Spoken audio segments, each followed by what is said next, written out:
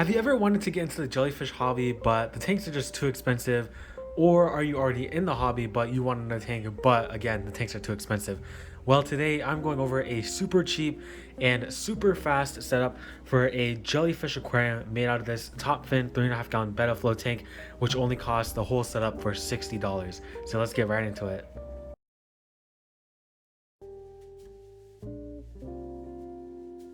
So first off, as you can see, my desk is kind of messy since there's a bunch of school stuff and testing kits that I was doing today. But today's video is going to focus around this idea that Travis, from the owner of the Jellyfish Warehouse, he actually found out about and decided to experiment, which is involving the top fin betta flow 3.5 gallon.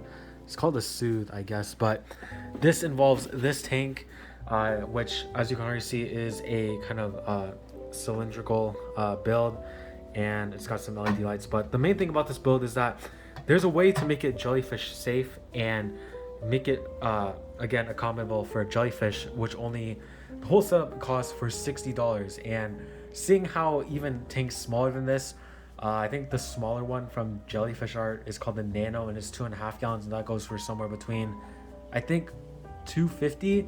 This is a very good budget build for whether you're looking to get into the hobby or whether you're looking to get another tank for jellyfish. There are some repercussions with this. It's not perfect, which I'll explain later in the video, but this is a super easy and cheap build if you're looking to start out. And the main things that make this tank jellyfish safe is that it uses an underground filter, which you can see right there. So the pump, which sits at the base right there, pulls in water down from here, and it dispenses out from this kind of fountain looking buildup here. And the reason this is important is because there is no overflow on any sides of the dispenser. And the trick that he found is that if you lower the water level to kind of just beneath where the water comes out, it creates this flow that goes around the whole tank that will help suspend the jellyfish up in the water column. So basically, it does take some modifications, but this tank can be jellyfish suitable. And I did get his consent from him to make this video because I've been in some conversation with him for quite a while now.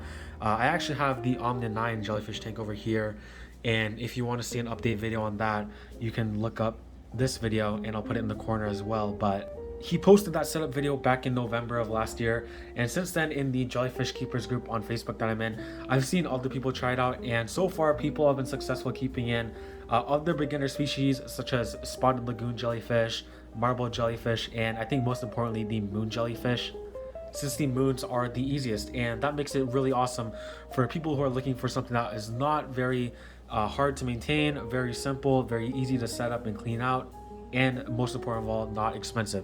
So how you basically set this up is you want to take off the lid first, of course, and what I'm using today is these media spheres from Top Fin. I actually have the container over here, and the reason it's in a bag is because, as you can see, the media comes very dusty, so you definitely want to rinse that off. But the reason that you want to use this specific kind is because, as you can see, it's called quartz bio balls, is because the balls are smooth, and if the jellyfish do bump into them, they don't get hurt and they don't get scraped, which is a really awesome idea because this is also a filter media, so this is very porous and allows for beneficial bacteria to build up on these, since these I forgot what they're called, but they don't house much surface area for buildup, and they say you have to replace them sort of every month, which is not true, and you're basically taking out all the beneficial bacteria doing that.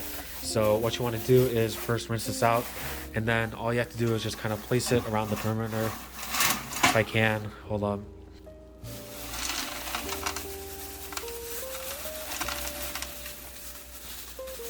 Want to make sure everything gets out, and that is basically it. And then you just spread it around to cover up all of the filter intake, and that is pretty much it. Let me put the lid back on first, but that is really it to the setup. Super simple. And if you want to know the exact prices, the tank, it depends on where you live, since there could be sales tax or a sale going on, but the tank itself you'll generally find around for about $50, and it comes with the tank, the hood, the lights, and the pump and stuff. And the media you'll find, I got this for $11, so in total about a $60 jellyfish aquarium.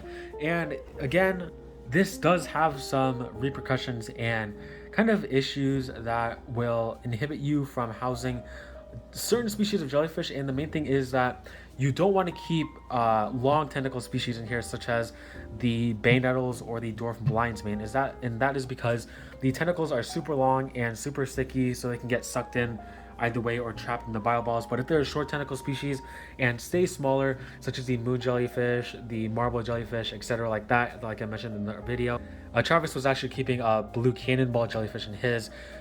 These are perfectly fine up here, and he recommended at least at most 3 moon jellyfish, and that, I'm pretty sure that means the maximum you want for all species is just 3, and that's kind of what I've seen from other people keeping them in here. But super easy, super simple, literally just took 2 steps to assemble, and I'll have this filled up actually right now. And another important topic I should cover is salinity, and you must research what kind of jellyfish that you are keeping or plan to keep, since different jellyfish require different salinities, and these salinities can vary from all the way from down to 1.014, which is what the marble jellyfish, the bay nettle jellyfish, and other species of jellyfish like it at, all the way up to 1.023, which is what the moon jellyfish like it at. So since I'm going to be keeping moon jellyfish in here, I'll just be mixing my water at 1.023.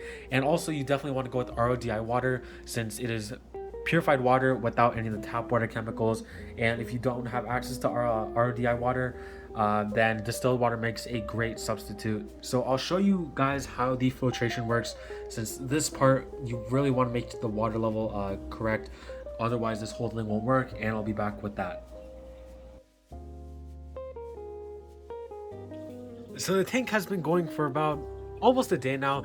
I did dose some Biospira and the Dr. Tim's ammonia in a bottle yesterday as well, just as I set this tank up. And this is actually my dad's office. You can tell by the shrimp jar over there. That was in the All My Pets video. But the reason this works so well is you have to play with the water line correctly. And if the camera will focus, oh, it did for a second right there. You really have to get the water line just right up below where the water comes out, so that it creates a flow on all sides. You can see that push the water down and kind of have it circulate across the whole tank. Although one flaw I have heard people say when trying this out is that, let me take the lid off, is that the back part over here, there's kind of a dead space. So you would have to put a small piece of airline tubing that curls all the way back. I haven't seen this myself yet, so I'm not exactly sure if I'll have to do that.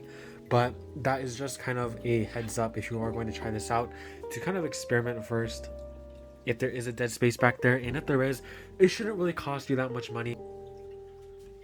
You'll most likely find a piece or two lying around if you have had or have sponge filters or anything that really uses airline tubing. But I did some testing today, since I'm going to keep track of the levels in here throughout the week, just in case, if going off my past records with Biospira and ammonia, this should cycle within a couple weeks. I mean, not a couple weeks, a couple of days, possibly at the end of the week. But if we're looking at the levels right here, you can see this is the ammonia, and we're sitting about 0.5, it looks like. And if you look at the nitrites, I don't have the chart with me right now, but if you've used the Salifert nitrite kits, then you already know that that's not a good sign, which means that there's a really high level of nitrites in there, which is to be expected. So once the ammonia goes down, which it looks like it's doing, since it's not all the way up at 2 or above, then the nitrites will start to go down. I haven't measured nitrate yet, so I'll put that in the video when I do. But yeah, it seems to be going off an okay start. But that's really it for this tank. It is super simple to set up, really easy, really cheap, and a very good segue into the jellyfish part of the hobby if you are looking to start that. And who knows, possibly maybe next week's video is going to be when we're adding the moon jellyfish into here, if the tank cycles fast enough. But that is it for me. I'll leave all the links down below in the description and the comments to all the stuff mentioned and used in this video. And thank you to Travis from the Jellyfish Warehouse for letting me film this and upload this to YouTube, since this is a super underrated and not well-known idea on a very easy and cheap setup for jellyfish that only takes about $60 and about 3 minutes of your time to set up. And with that being it, my name is Northwest Fishkeeping, signing out.